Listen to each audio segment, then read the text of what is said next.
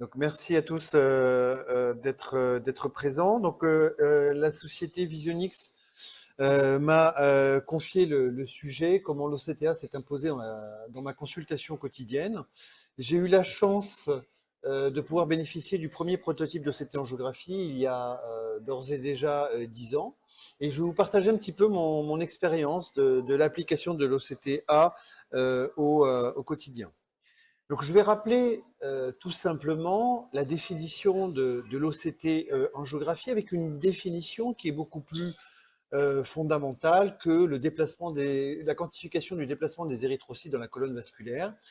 Il faut garder à l'esprit que l'OCT en géographie, c'est une différence de contraste entre deux B-scans pris au même endroit et on va analyser les modifications, les changements de contraste entre deux états pour pouvoir détecter des changements qui vont être générés sous la forme d'un signal qu'on appellera signal de décorrélation. Donc que ce soit entre deux B-scans de même localisation, 3 ou 4 en fonction des différentes machines du marché. Et ainsi, on comprendra mieux quelles sont les limites de l'OCT en géographie. À savoir que tout signal de décorrélation n'est pas toujours synonyme de flux et qu'il y a des artefacts qui peuvent générer un signal de décorrélation.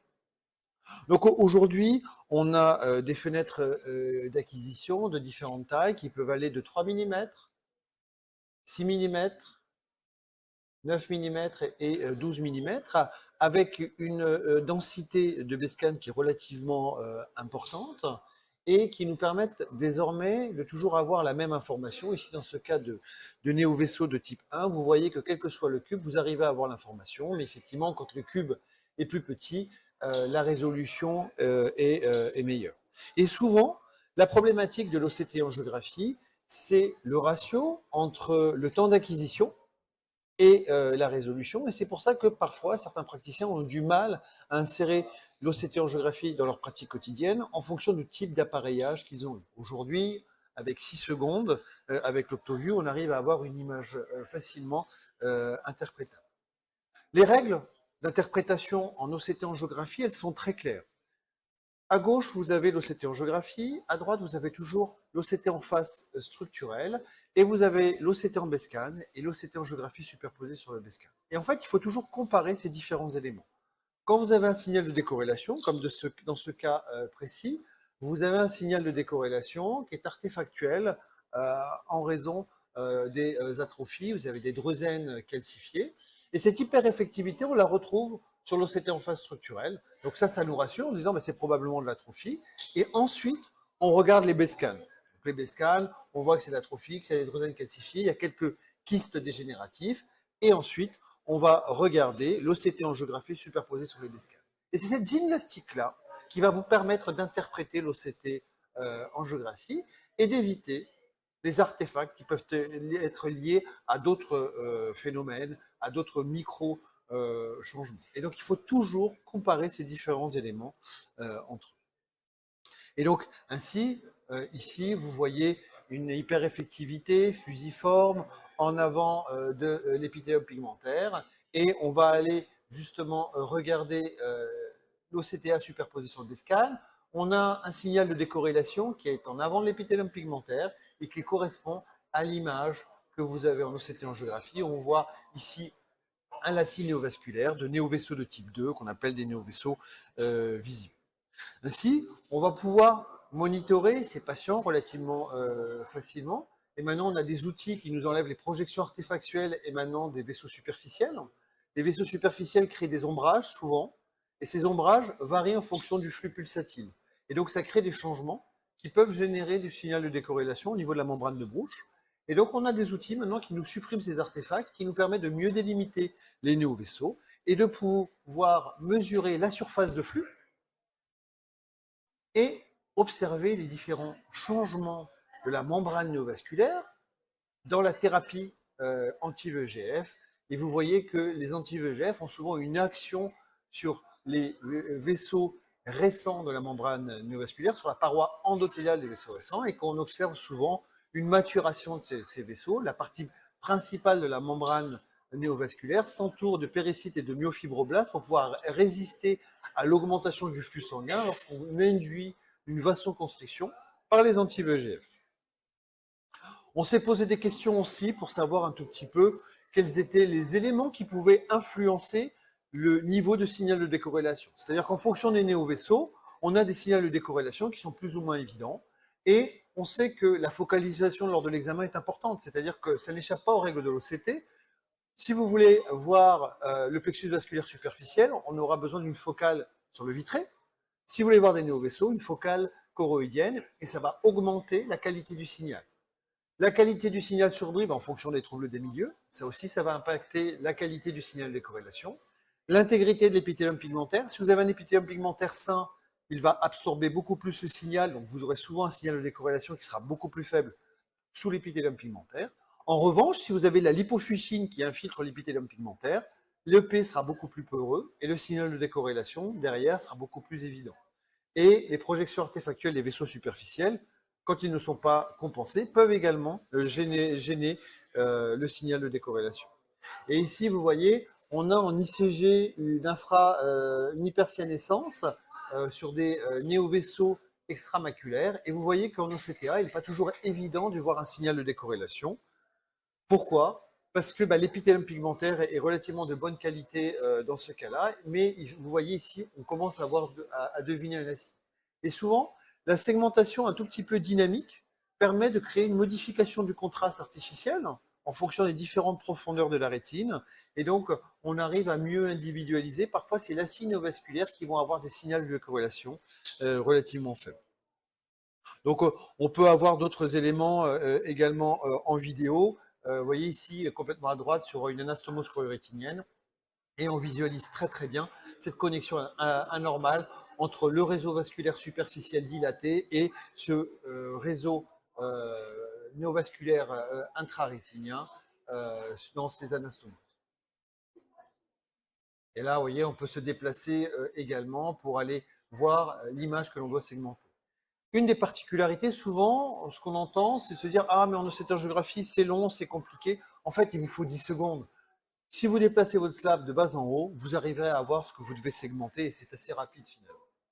Donc l'intérêt de l'OCTA dans la DMLA, et ça a été finalement l'avènement de l'OCT en géographie, cette capacité d'aller visualiser ces néovaisseaux avant les premiers signes d'exsudation. C'est-à-dire quelque chose qu'on ignorait complètement, ou à l'époque on pensait simplement que l'on avait des drusènes. Quel a été le rôle de l'OCTA? D'une part, mieux individualiser les détails de l'architecture néovasculaire. En effet, en angiographie à la fluorescéine, la diffusion masque les détails de l'architecture néovasculaire. Ici, vous avez un lacis néovasculaire visible, vous avez quelques pinpoints qui témoignent d'occulte. Regardez en OCT angiographie, en quelques secondes, vous avez des détails de l'architecture néovasculaire avec une composante visible et une composante occulte en simplement quelques secondes, par opposition à l'angiographie à la fluorescéine où la diffusion va masquer les détails. Pour avoir des détails en angiographie, il faudrait faire une angiographie au verre d'anocyanine au temps très précoce pour avoir des détails de l'architecture néovasculaire. Et donc, la particularité en OCT angiographie, comme en OCT en face, c'est qu'on peut se déplacer au travers de différents plans. C'est-à-dire qu'on peut soit isoler la membrane néovasculaire visible, soit avoir une segmentation plus large qui va incorporer les visibles et les occultes. Ici, pour vous montrer la différence de résolution entre une ICG de bonne qualité, qu'on a simplement zoomé pour la mettre à la même proportion que l'angiographie, et ici, en OCTA, on voit bien une meilleure individualisation de cette architecture néovasculaire. Quand vous avez des néovaisseaux qui sont récents, qui sont actifs, on a des décours qui sont complètement irréguliers, avec des divisions fractales qui sont beaucoup plus importantes, des organisations anastomotiques. Et quand c'est fibreux, on va avoir des décours qui seront beaucoup plus droits, beaucoup plus anguleux. Ça fait partie des biomarqueurs et je vais vous les détailler juste après. Et donc, l'OCTA, finalement, va s'insérer dans la multimodalité de la DMLA avec l'ICG, l'angiographie à la fluorescéine et le BSCAN. Et vous voyez qu'en quelques secondes, les détails que l'on a par opposition à l'angiographie à la fluorescéine. Et donc, ici, là aussi, les néovaisseaux de type 3, on va revenir finalement presque à la physiopathe, parce que au travers de ces différentes segmentations, on arrive à voir les dilatations des capillaires superficiels, cette connexion anormale entre ce réseau néovasculaire intrarétinien, et on voit parfois que cette connexion se fait entre deux capillaires du réseau vasculaire superficiel qui se dilate. Et là, on peut segmenter en fonction des différentes profondeurs. Et vous voyez ici que quand on segmente de manière dynamique, et c'est comme ça qu'on devrait faire tout le temps, ça prend 10 secondes pour pouvoir analyser les détails qui nous suffisent à pouvoir poser le diagnostic. Une des particularités de l'OCT angiographie, ça a été une des limites dans notre apprentissage, c'est les décollements de l'épithélium pigmentaire vascularisé et la qualité de la segmentation. Parfois, on a besoin de pouvoir segmenter plusieurs fois un néovaisseau. On n'oublie pas que les néovaisseaux sont des structures en relief. Donc parfois, vous avez une partie du néovaisseau qui est au sein du DEP et une partie parfois qui doit être dans l'encoche. Et donc vous voyez à gauche, on a une partie du néovaisseau qui est sous le DEP, ici. Et au milieu, on voit une partie qui est dans l'encoche, on va avoir une segmentation sur la membrane de Bruch. Et donc parfois, on doit adapter sa segmentation pour avoir l'ensemble de la lésion, comme ici, où vous avez une partie sous le DEP, une partie dans l'encoche, que l'on va comparer à l'ICG. Donc on a la possibilité maintenant, avec le Solix, de pouvoir modifier cette segmentation quand elle nous fait défaut. Regardez, vous voyez, parfois, la segmentation a du mal à épouser l'épithélium pigmentaire. Eh bien, on va pouvoir simplement modifier une ligne sur le cube et on va avoir un outil de propagation qui va corriger la segmentation sur tout le cube, nous permettant de pouvoir mieux segmenter cette lésion et de pouvoir individualiser la membrane néovasculaire qui alimente ce décollement de l'épithélium pigmentaire. Ici, on voit les différences de segmentation entre le XR, le Solix sans la projection artefactuelle et également ici avec le logiciel de projection artefactuelle qui va nous faciliter finalement l'OCT angiographie. On visualise bien ce signal de décorrélation au sein du DEP. Donc finalement, tous ces outils nous ont permis également de simplifier la segmentation, le logiciel de suppression des artefacts, et on a maintenant une segmentation qui est entraînée par le deep learning pour pouvoir mieux épouser la membrane de Bruch et l'épithélium pigmentaire, et mieux individualiser les néovaisseaux au sein du décollement de l'épithélium pigmentaire. Et donc ici, une comparaison entre le XR et le Solix. Donc le Solix, dont la segmentation a été entraînée par deep learning, et on voit bien la différence. Là où parfois l'OCTA faisait défaut dans ce décollement de l'épithélium pigmentaire vascularisé, on voit qu'avec une meilleure segmentation, on arrive à visualiser l'information néovasculaire au sein de ce DEP. Il faut garder à l'esprit qu'au sein des décollements de l'épithélium pigmentaire, souvent le signal de corrélation est relativement faible et on a un réseau vasculaire qui présente des troncs qui sont relativement fins et donc qui sont plus difficiles à mettre en évidence. Donc on avait fait une étude également avec des équipes américaines où on avait montré la sensibilité de l'OCT angiographie dans les vaisseaux de type 1 et on était sur une détection qui était aux alentours de 85% à l'époque où on avait encore peu d'entraînement. Aujourd'hui, très sincèrement, on pourrait aller jusqu'à 100% pour un observateur très entraîné. Alors attendez, excusez-moi, hop. Et donc ici, on voit aussi que la suppression des artefacts nous a permis de pouvoir mieux individualiser également le signal d'OCT angiographie et de pouvoir améliorer cet aspect. Donc ça, on l'a déjà vu. L'OCTA nous a permis de mieux comprendre la physiopathologie dans les néovaisseaux de la DMLA, c'est-à-dire qu'on a pu comprendre un tout petit peu les phénomènes de maturation des néovaisseaux. Quand vous faites une injection d'anti-VEGF, vous allez créer une vasoconstriction d'une partie de la membrane néovasculaire qui va augmenter le débit sanguin au sein de la portion centrale de la membrane néovasculaire. Et pour pouvoir résister à cette augmentation de flux, ces vaisseaux vont s'entourer de péricytes et de myofibroblastes, c'est ce que je vous disais tout à l'heure, pour pouvoir résister à cette augmentation de flux. Et ça va rendre ces vaisseaux beaucoup plus matures, beaucoup plus compétents. Et c'est pour ça que les anti-VEGF n'auront plus d'effet sur la portion mature des néovaisseaux. Et là où on s'attendrait dans les néovaisseaux de type 1 à voir disparaître les néovaisseaux, on ne fait jamais disparaître l'architecture néovasculaire.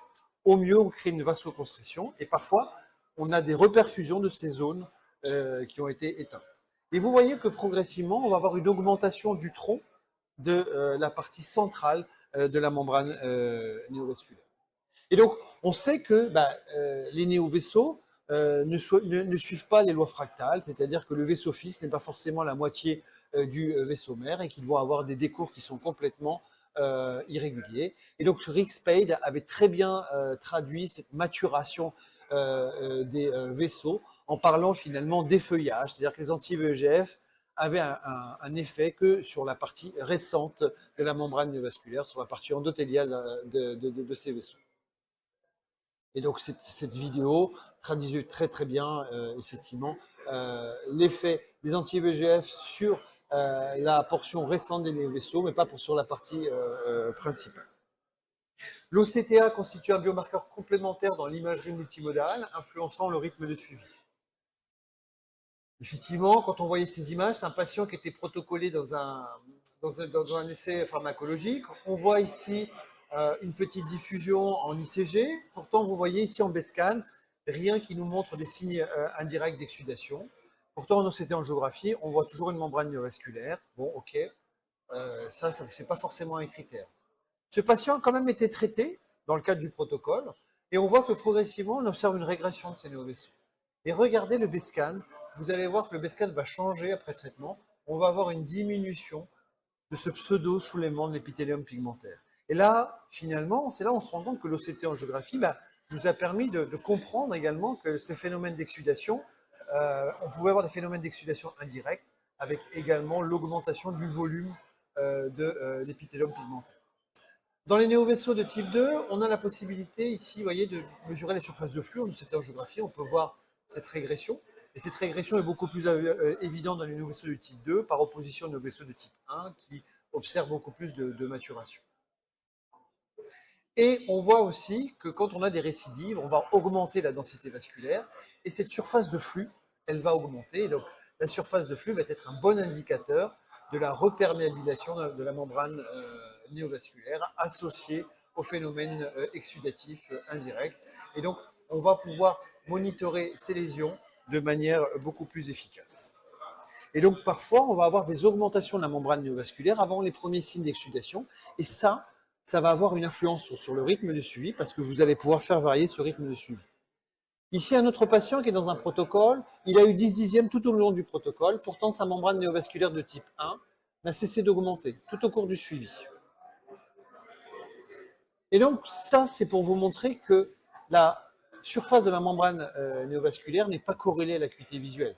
On a des membranes néovasculaires qui augmentent, mais pourtant le patient a toujours gardé 10 dixièmes. Et là aussi, c'est en relation avec la maturation des néovaisseaux. Et donc regardez là aussi sur le suivi, ce que je vous expliquais tout à l'heure, c'est que parfois on crée une vasoconstriction, mais l'architecture néovasculaire ne disparaît pas et elle peut se reperfuser. Et parfois cette reperfusion peut paraître de manière un petit peu explosive, comme dans ce cas-là. Au cours du suivi, vous voyez, on voit que les anti-VEGF ont une action, ça se réduit, ça diminue, et d'un coup, paf, vous voyez, on a une récidive un peu explosive. Pourquoi? Parce qu'une partie de la membrane va se reperfuser au cours du suivi. Donc l'échafaudage néovasculaire ne disparaît pas en OCT angiographie. La fibrose, c'est ce que je vous ai dit tout à l'heure, c'est que la fibrose, on va avoir des décours des vaisseaux qui seront relativement droits, anguleux, moins de division fractale, plus de franges anastomotiques. Et donc ça, c'est la différence par rapport à des néovaisseaux actifs. Et donc on va reprendre la classification des biomarqueurs de Saraf. Les marqueurs d'activité, ramification secondaire de petits vaisseaux, arcade périphérique avec anastomose, nombreuses divisions fractales.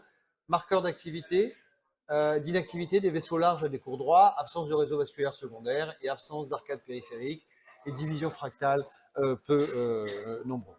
Et donc on voit aussi parfois ces fibroses se reperfuser. D'accord? Et donc regardez, quand ça se reperfuse, on augmente la division fractale et on augmente la visualisation de franges anastomotiques. L'OCTA nous a permis une détection très précoce des néovaisseaux, quiescent avant les premiers signes d'exsudation. Il nous a permis d'adapter le suivi de ces patients. Et là, ça a été vraiment l'un des rôles de l'OCT angiographie, c'est de pouvoir détecter ces vaisseaux. Ici, c'est le premier œil, on voit bien s'il y a une décorrélation qui est évident. On a quelques logettes d'œdème maculaire cystoïde qui diffusent et qui masquent les détails en OCT, en angiographie à la fluorescéine. Et on va voir l'autre œil. L'autre œil, c'est cette lésion que je vous avais montrée tout à l'heure, où là, on a une absence d'exsudation et déjà des débuts de néovaisseaux, donc on avait montré tout à l'heure. Donc ça, OK. Ici, un autre cas, on avait l'impression en BESCAN qu'on avait des drusènes confluents, sans signe d'exsudation. Là, on pourrait penser qu'il y a un petit décollement séreux, mais on en a parfois des pseudos dans le matériel. Pourtant, vous avez déjà des néovaisseaux. Et j'aurais défié quiconque avec ces BESCAN de pouvoir définir la présence de néovaisseaux. Et donc, finalement, le CTA fait partie du bilan des drusènes. C'est-à-dire que vous avez des drusènes confluents un peu postérieurs, on fait un OCTA pour s'assurer de l'existence ou non de néovaisseaux pour pouvoir adapter le suivi de ces patients. Donc, on a parlé de l'impact de l'épithélium sur l'absorption et la rétrodiffusion du signal. La qualité de l'EP et de son intégrité influe probablement le niveau de signal de décorrélation par rapport à l'absorption. Un EP relativement sain a une absorption du signal maximum, induisant une rétrodiffusion du signal plus faible et offrant moins de contraste. La pigmentation de l'EP est variable d'un individu à l'autre, et l'absorption du signal varie en fonction de la présence de l'hypofuscine au sein de l'EP. Et donc ici, on voit très bien qu'on n'a pas d'hyper-autofluorescence, et on va avoir un signal de décorrélation plus bas. Pourquoi? Parce que le P est plus sain. Par opposition, ici, vous avez une hyper-autofluorescence, donc présence de l'hypofuscine, et vous allez avoir un signal de décorrélation qui sera beaucoup plus évident. Et donc, regardez, sur ce cas-là, vous avez un profil fovéolaire qui est complètement normal. Vous voyez quelques micro-altérations de l'épithélium pigmentaire, pas de signe d'exsudation. Et ici, on voit ces deux petits signes d'altération de l'épithélium pigmentaire. Et ça, c'est l'autre œil. Ben, vous voyez qu'on a déjà un signal de décorrélation qui témoigne de néovaisseaux. Et on peut tout comparer pour être sûr qu'il n'y ait pas d'artefact. Et regardez ici, hop, on enlève les suppressions artefactuelles, on voit bien un signal de décorrélation entre l'EP et la membrane de Bruch qui signe la présence de ces néovaisseaux. Et ces néovaisseaux, on peut les suivre.